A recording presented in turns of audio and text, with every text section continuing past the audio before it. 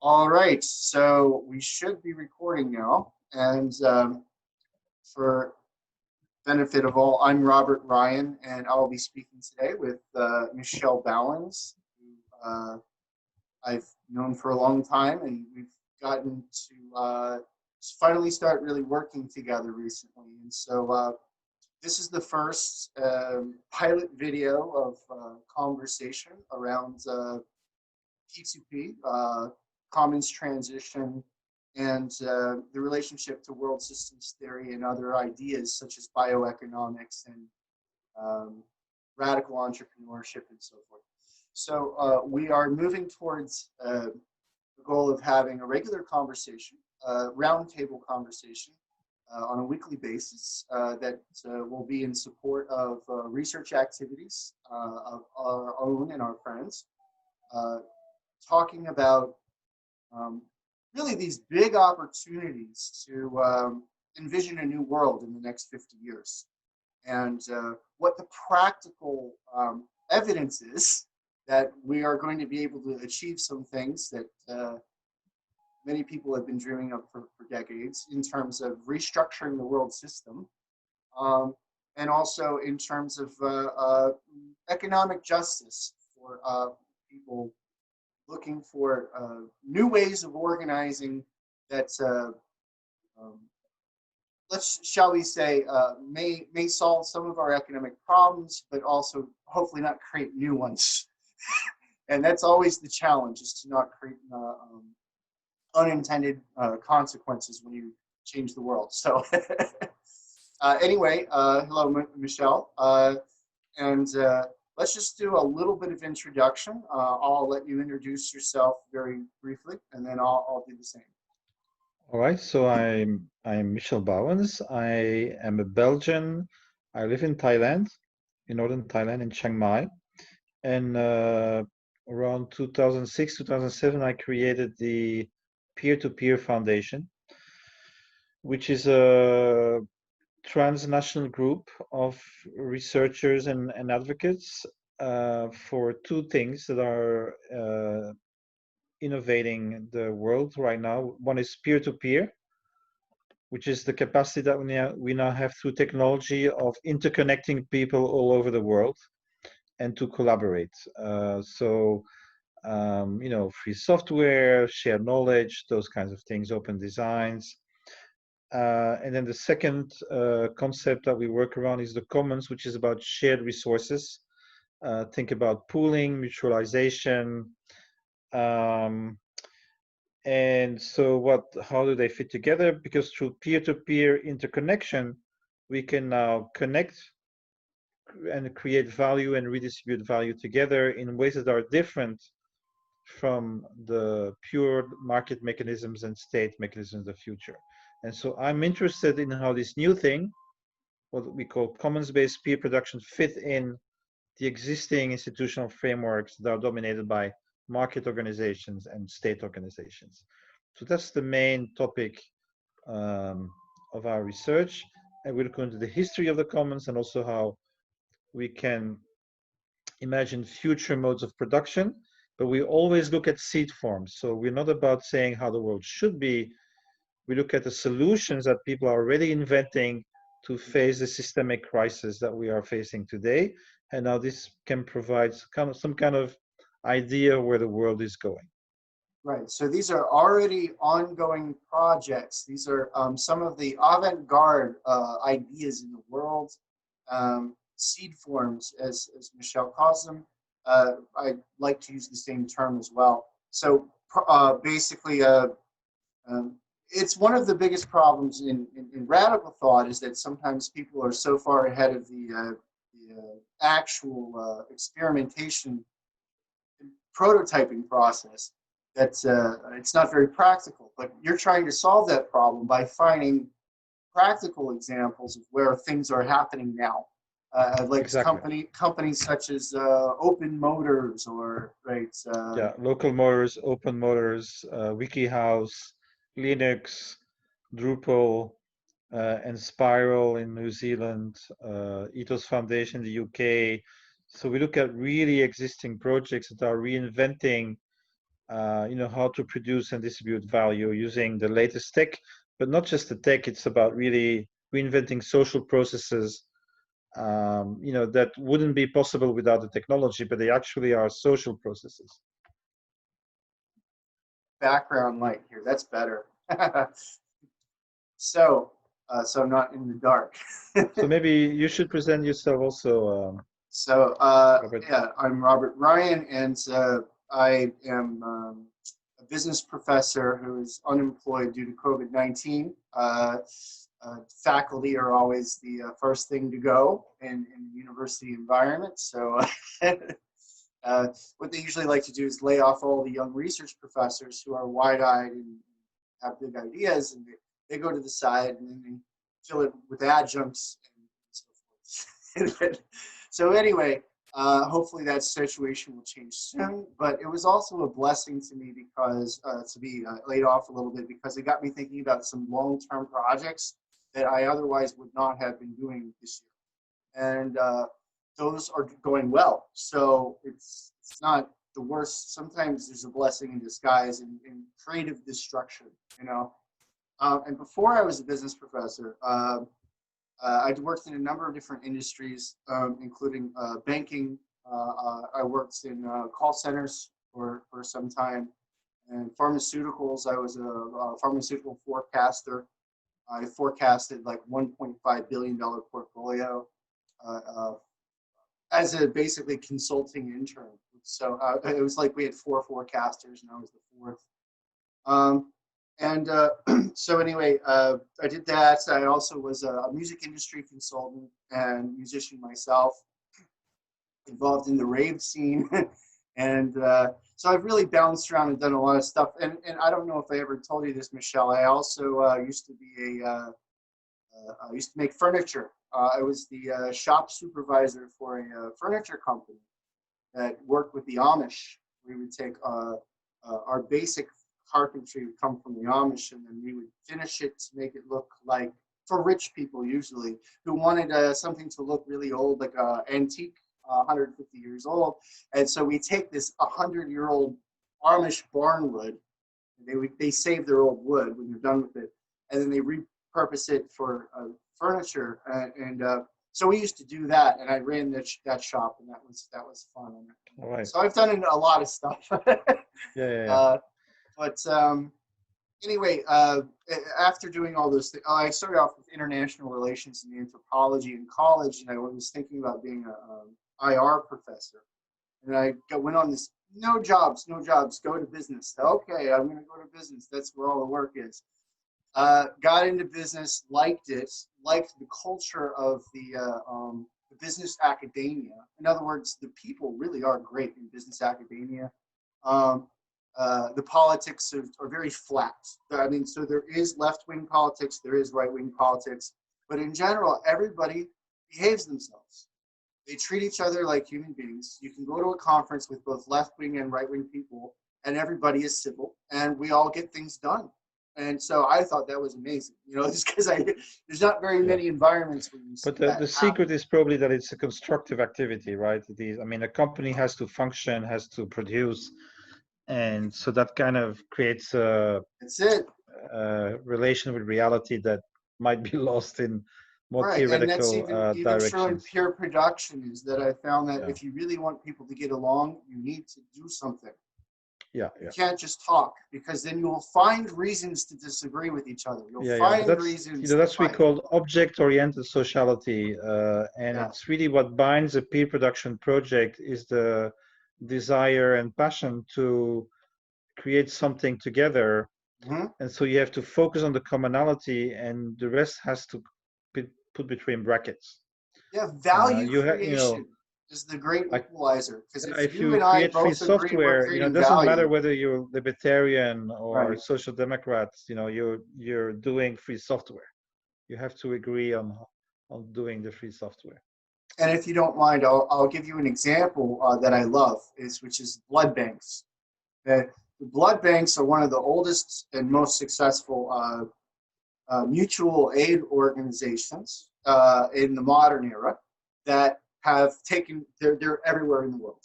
and they're a regular part of everybody's existence.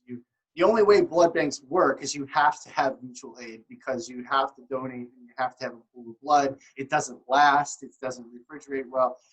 Platelets only last 5 days. But these are the kinds of mutual aid organizations that are so tangible, so clear, so specific in their needs and their output, that you can get people of all walks of life, all backgrounds, left, right, whatever, doesn't matter. And You can get them to work together because they have a common cause. It's a commons of sorts, because when they try to pay people for the blood, it actually diminishes the quality of the blood. First of all, because it becomes a commercial activity, so good people are less likely to give their blood for free when they know it's a commercial project. And on the other side, sick people who may need people who may need money but don't have really good blood are incentivized to sell their blood. And so this is a very good example where mutualization and the free contribution of blood actually works better than a commercial alternative. So this is a kind of an example of what I'm doing in my work. Yeah, and so furthermore, even if you can't donate blood, you can donate volunteer time. And so they usually have very large volunteer staffs from the community. It's very fun. Like, that's one of the secrets of their success, is that many of the blood banks are good at making it fun. They like to give away lots of gifts and have lots of community. They go to every festival and every local community event, and they have a tent, and so they just become this permanent fixture.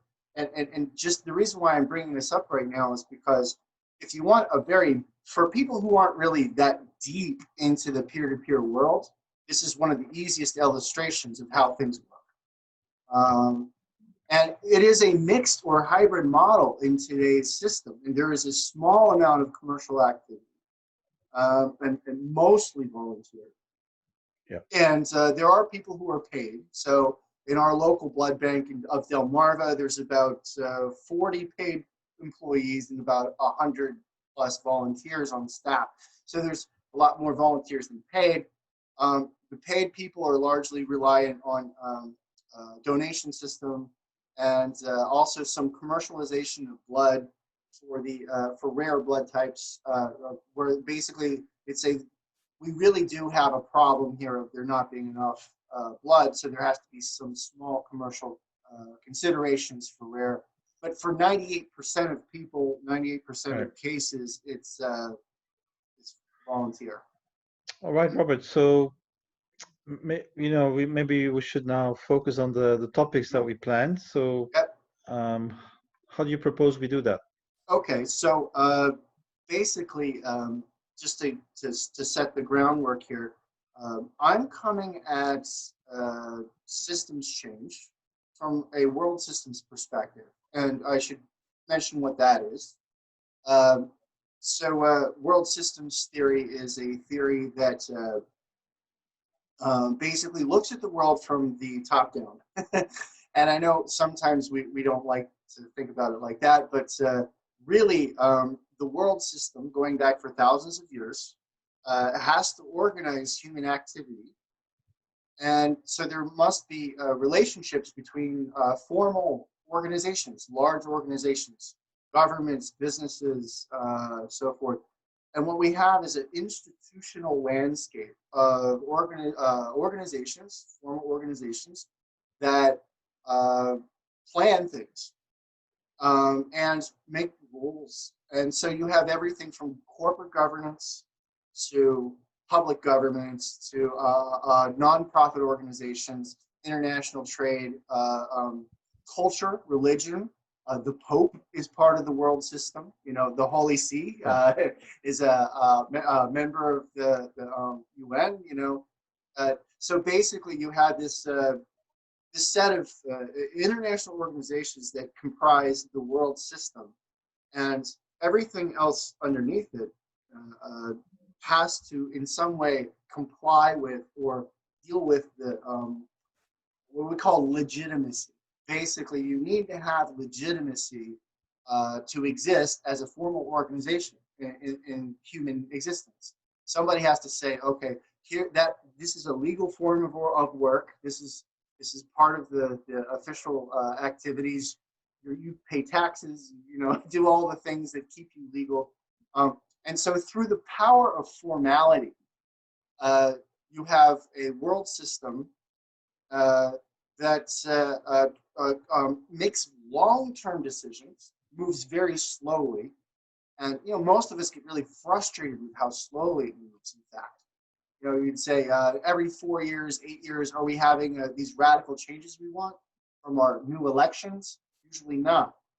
But there are organizations that have to take the long view, and the thing is that sometimes it seems like it takes forever, but really about every 50 years, at bare minimum, about every 50 years, we have these huge changes in the world system in terms of what the popular ideas are, the strategies, the laws, the regulations, they all sort of shift in these big shifts.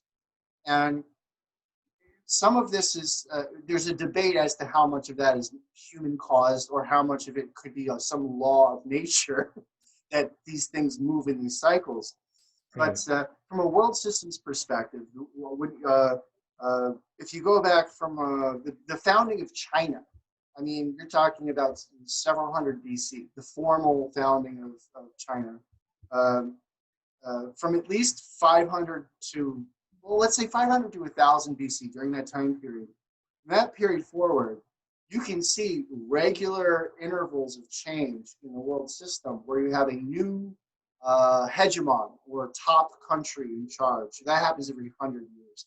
Where you might have like a big change in like the market rules for banking, and that'll happen every 50 years. So anyway, that's my perspective, is I'm looking at it from an international relations perspective of world systems and how things change. Michel has been coming at it from a slightly different perspective in terms of social cycle theory, but we're finding convergence that they already have some overlap, but they're getting tighter. And maybe you can talk about what you see in cycles with commons and bioeconomics and so forth. Right. So the basic idea is that once you have states and markets, you have competitive and extractive systems. Mm-hmm. And in order to win the competition that they have with other actors in the world system that they are embedded in, they will tend to overuse their resource base. So we could talk about something like consumptive expansion. That's what states do. They expand the consumptive power of their elites and citizens, but they do that by, you know, overusing their soil and different things. And so what usually happens is that it's only sustainable for a certain time. And there's some different theories, but it's like maximum 300 years for, you know, typical civilization cycle. An expansion cycle of the civilization. Exactly. Yeah. It's yeah. And so what happens at that moment, and so there's one author that I follow called Mark Whitaker. He talks about slow ecological revolution. That's what states do.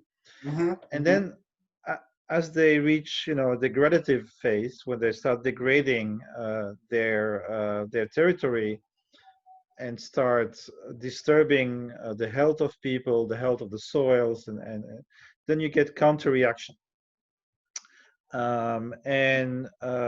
Mark Whitaker looks, for example, at these religious revolutions as ways that people express their dissatisfaction and call for more harmony in the social system, but also between the social system and, you know, the natural systems. Mm-hmm. And so that usually will lead to some kind of revolution and change in the regime. And then the new elites will use that religious reformation as the ideology for the next few hundred years. They'll, you know, that's typically the moment, for example, where take Christianity, it's a revolutionary movement, especially from slaves and proletarians. And then, so this is what Constantine makes it state religion, and then they start hunting the heresies, and it becomes like an official ideology.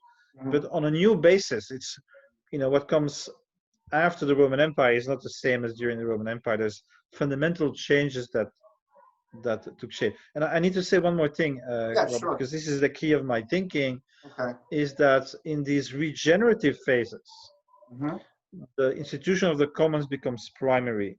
So the way to see that states and markets are more degradative, but commons are more regenerative. But it's about preserving the resource, Mm-hmm. restoring the land, overcoming deforestation, overcoming salinization. And that's when the commons, in other words, shared resources that are designed to keep the resource over the long term for the next generations, become crucial entities and crucial human institutions.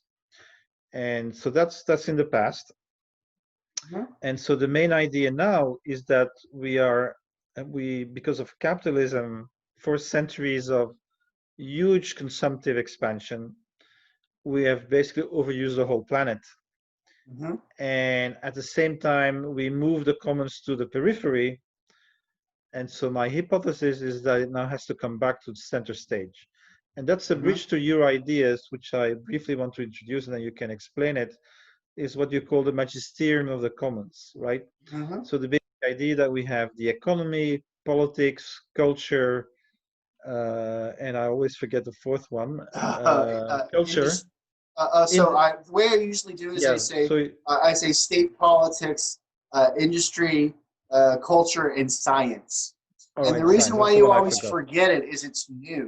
Right, Classic world systems theory doesn't include science as a separate magisteria, which is right. funny because some other thinkers have always argued that science is probably the most important Yeah, institutional system that was created in the Industrial Revolution, not business per se, but actually science. right, So right. it Yeah, yeah. I needs to fully have agree its with that. own Yeah, category. yeah, yeah. Absolutely. And so these four functions have a relative autonomy in our modern societies, and they have their own institutions, and they're involved in cooperation and power struggles with the others. Right, and the lower level And you get in the world system, the more overlap there is and right, rivalry. So, like when you're at the top level, the Pope doesn't really fight much with like the state leaders, or the scientific leaders don't really argue much with them either. Tends to be very cooperative. They tend to give themselves separate space to make their own rules.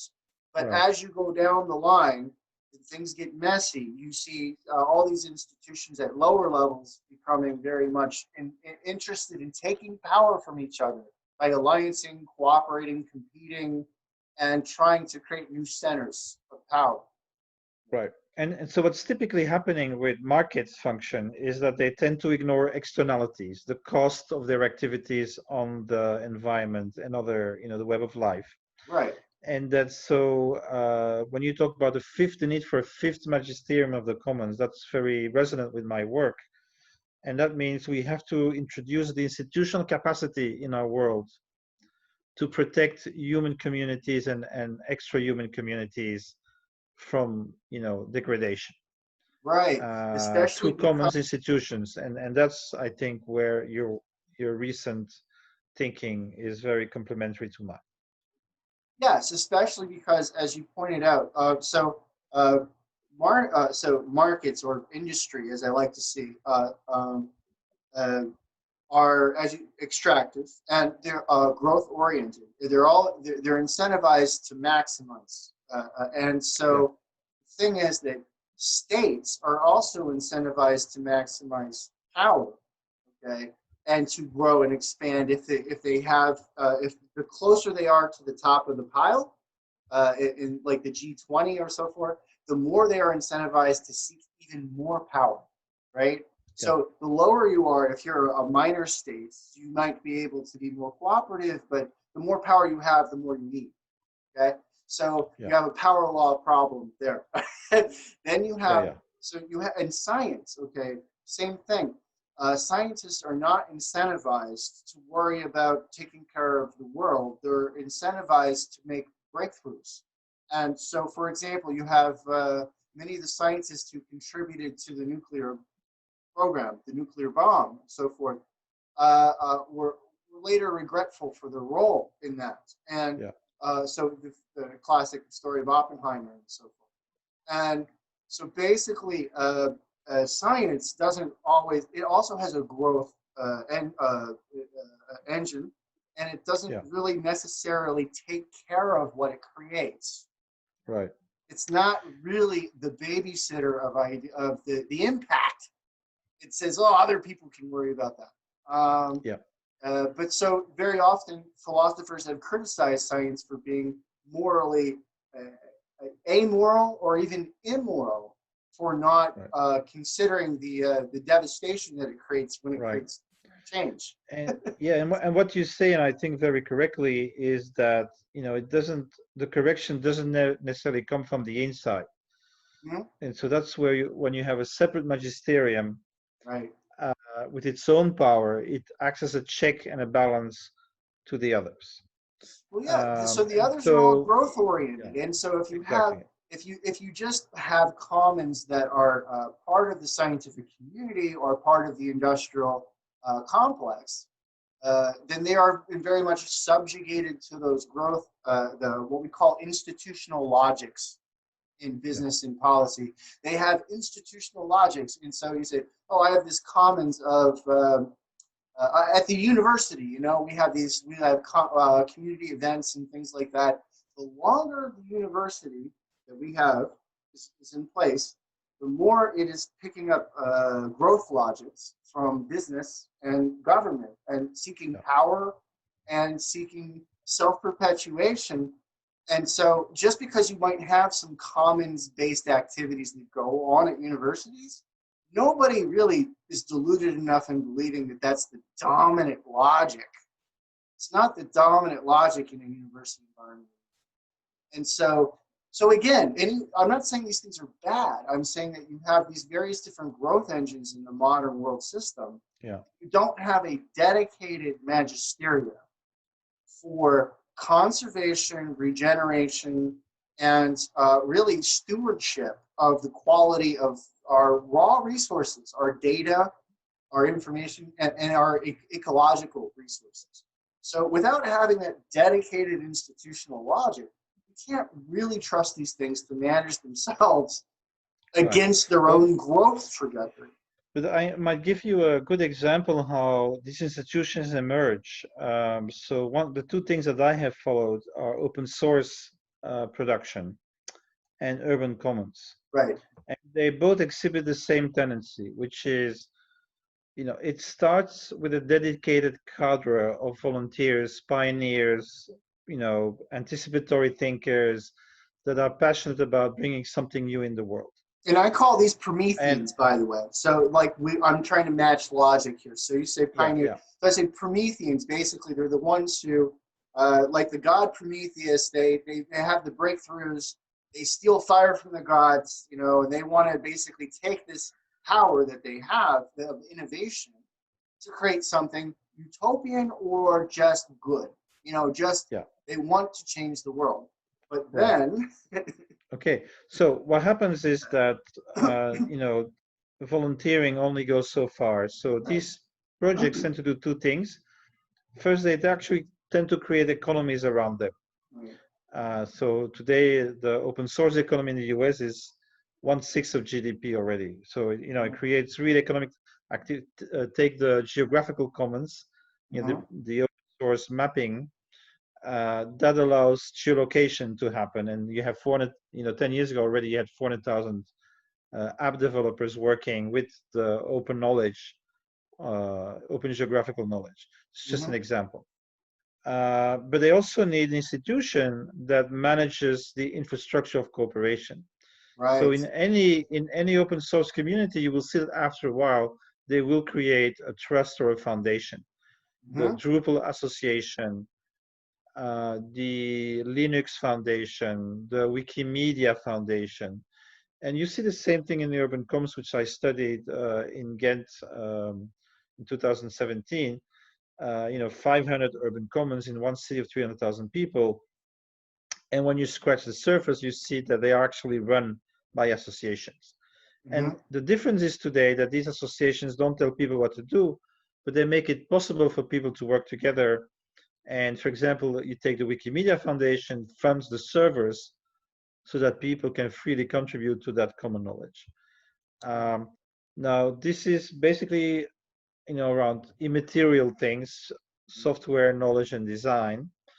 What is happening now is this has to move to actually natural resources again. So we need to protect forests and fisheries, and so the market itself is just going to fish. Stewards.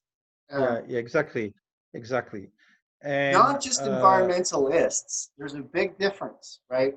It's one thing to vote for environmentalism or sign petitions or so forth.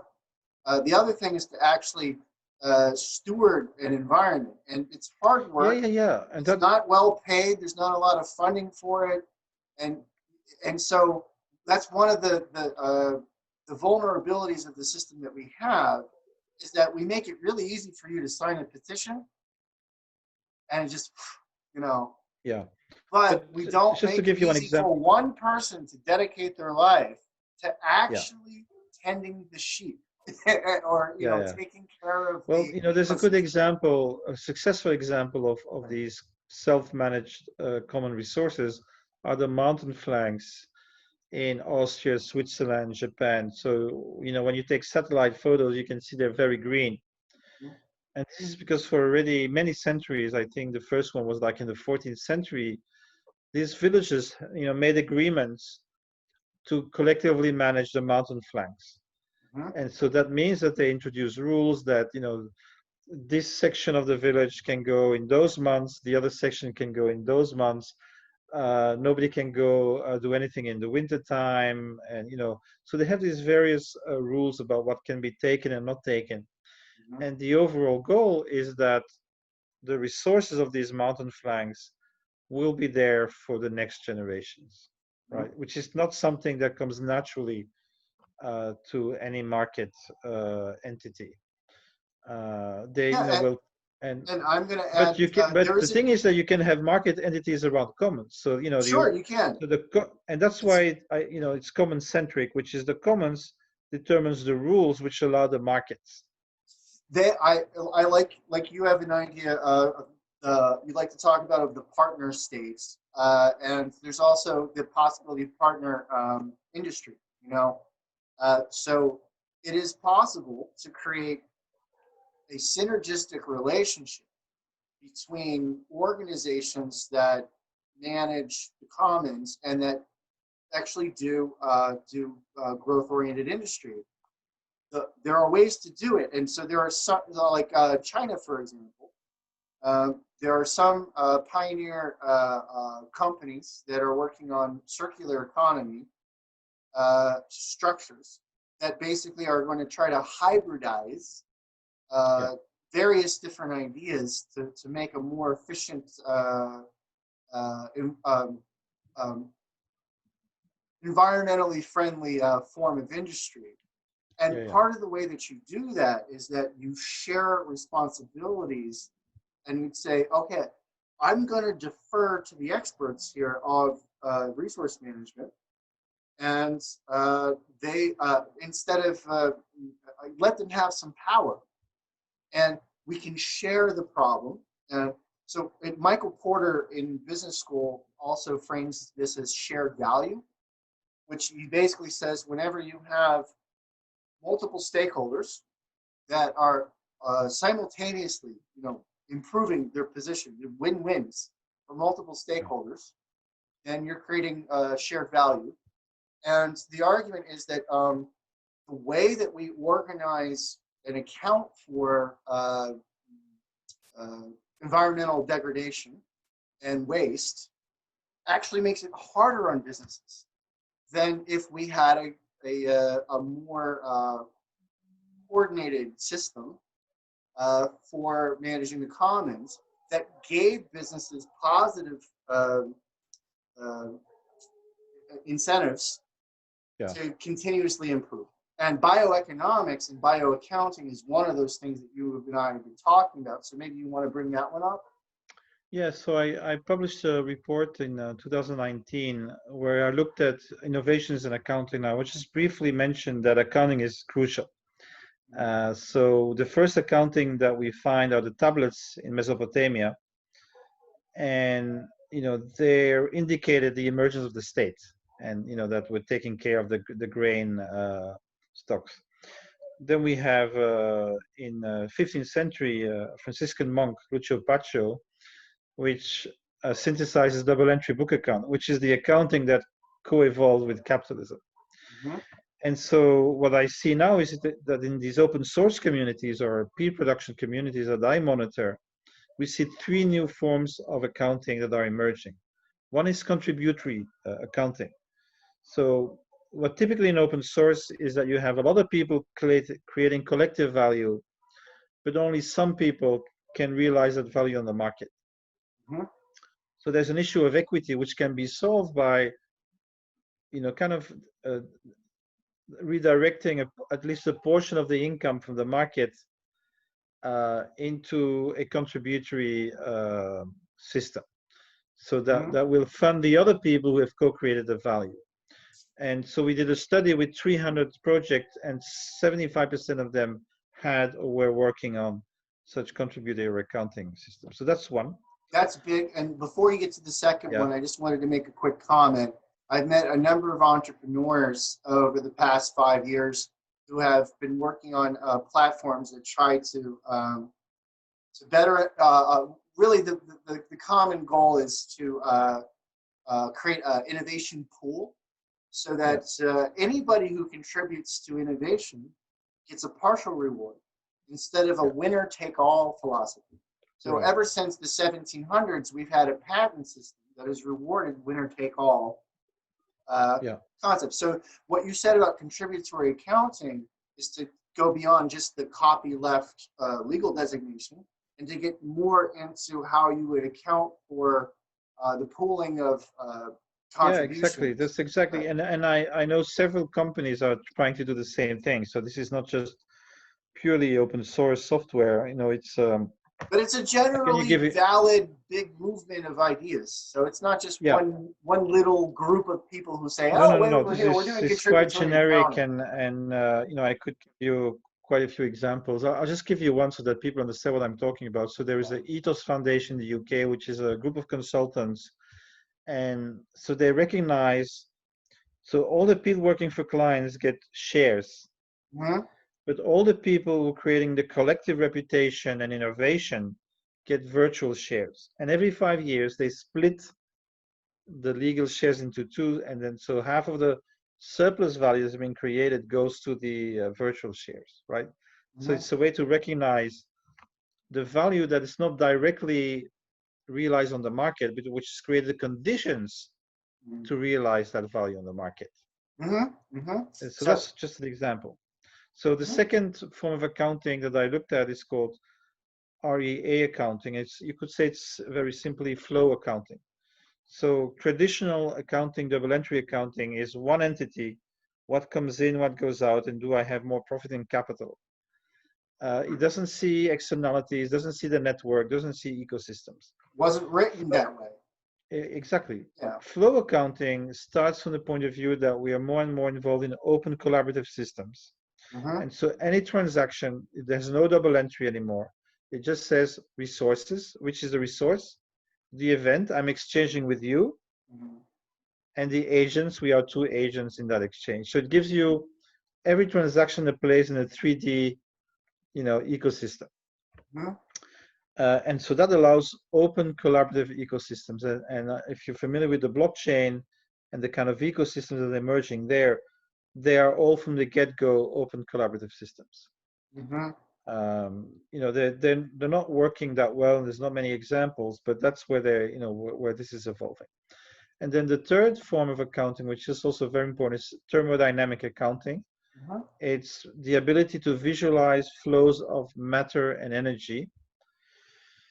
And one example that I really like, it's called Global Thresholds and Allocations from R3.0.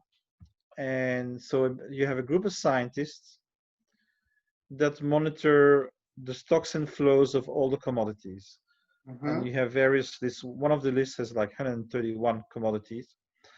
and you could use the American Chemical Association. You could use the Mendeleev table if you wanted to, and you keep track of the stocks, of the anticipated findings, of the biocircularity, and so that information is then gives you an idea of what you can use at different levels, regional, sub-regional, city, bioregional. And so this is the level where the Magisterium of the Commons would come in. Because the first step is, of course, that you're able to see it. But if you have no legal force, then you could just keep overusing it, right? So knowledge is not enough. So we need mechanisms that tell a company and a cooperative and any group of people, you're free, but there are limits, because otherwise we all die. It's like you cannot destroy the planet we all depend on. And so this is how I see also the convergence, because the Global Threshold and Allocation Council would be an example of a new type of transnational institution that would be protective of the commons, of the resource commons, if you like. And for anyone who thinks it's too ambitious, just think about like ISO standards and quality, and how that very quickly became a global practice in business that was it wasn't directly focused around, let's say, creating true sustainability, but it was focused around continuous improvement towards, best, least waste, right? Yeah. So the lean movement and so forth. And so what we're really saying here is, like, there's already been examples of big ideas like this that took off and were spread. So it's not ridiculous, but some of these things need more data. They're more data intensive, and they need more coordination of large scale sharing of data. And the argument here is that if you have the wrong kind of organizations in charge of coordination process, then it's going to be biased, and it's not going to actually produce the results as intended. And so I'm thinking, for example, I shared an article with you from 2019 from Science, where several researchers, prominent professors and so forth, had written a public policy. And what they said was, we need to have this global data system for sharing environmental information about what we're doing at every step from resource extraction down to the end. Because if we could have a trusted source of that data that was no man's land, basically neutral territory, that information could then be shared and utilized in many ways by many other organizations. That's why we talk about data commons, data trusts, data cooperatives, and then that would be coupled with OpenAI. And so this is very important, because that would allow, these projects to take, a collective management, multi-stakeholder management of these things that we need, as opposed to, private monopoly,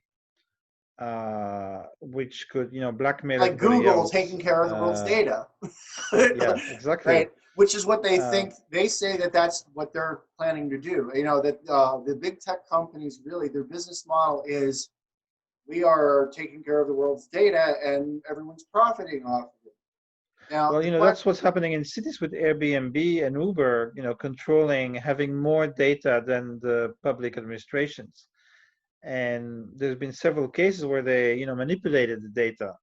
And again, so that data, which we talk about sharing cities, is basically, if you have cities where people actually get to own and manage and control their own data commons, then companies like Uber and Airbnb would need permission to use it, and to use it under the independent rules of each data commons. Yeah, so the idea is you have a more distributed market system where, more players have the right and the capacity to use this to create more commercial activity. And it would stimulate startups. big time. Well, I mentioned the geolocation, and the paradox is in Europe, every country has a state monopoly Mhm.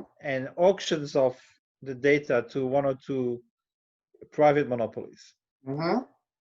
And in the US, paradoxically, the NOAA gave it as a commons, and it's a much bigger and distributed marketplace. Mhm. So that's a good argument to show that good combination of commons and markets can create very successful economies that are sustainable over the long term.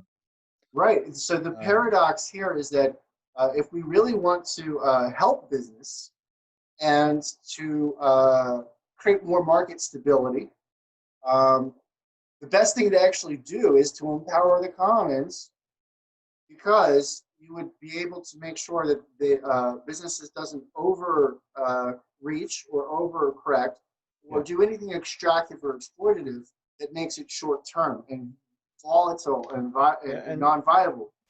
And and so yeah, yeah, maybe to conclude, because I think we already we're at the end of our time. Yeah. yeah.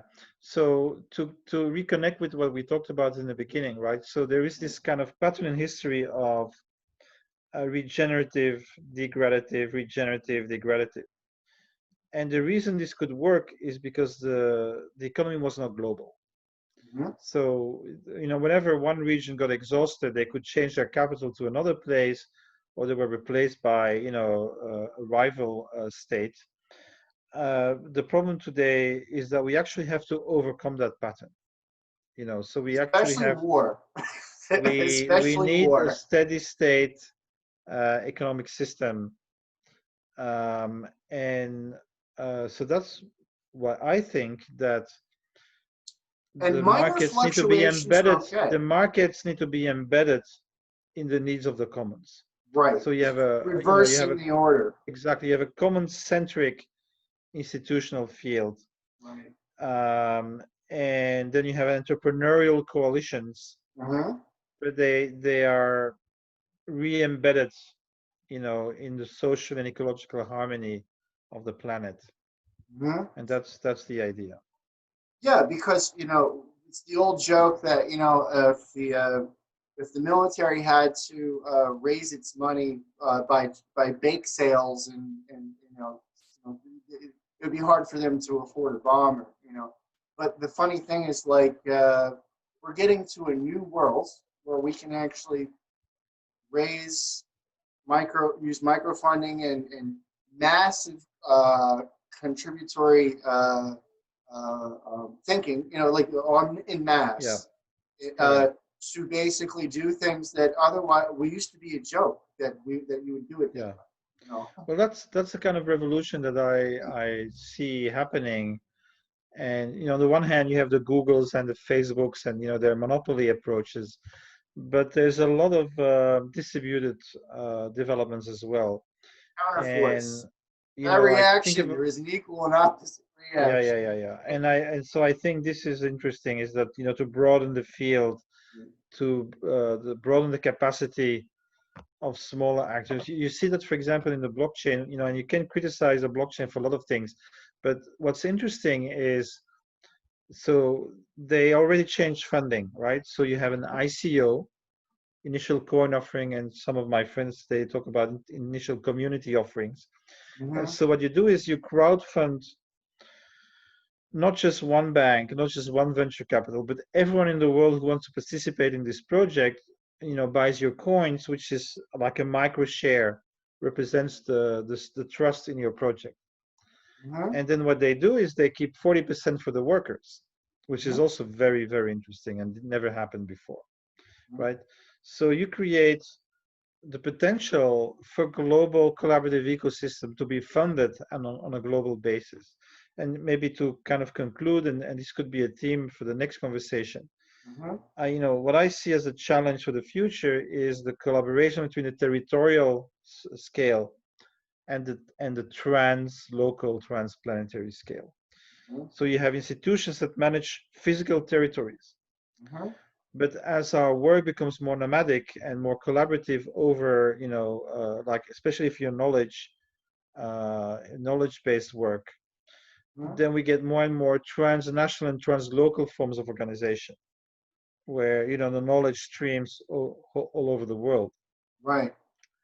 And to kind of bring those two together in a new world system, that's going to be a challenge. And just to introduce the team, maybe for next conversation, that's what we call the P2P Foundation cosmolocal production. And is the idea is to everything that's light knowledge could be done in an open collaborative way globally, but everything that's physical and heavy, we need to relocalize to a substantial amount. How we move things around the world. Because if you can make local sustainable spaces, then you can have a system of local sustainable spaces. They're not interrelated. They won't cause a mutual collapse.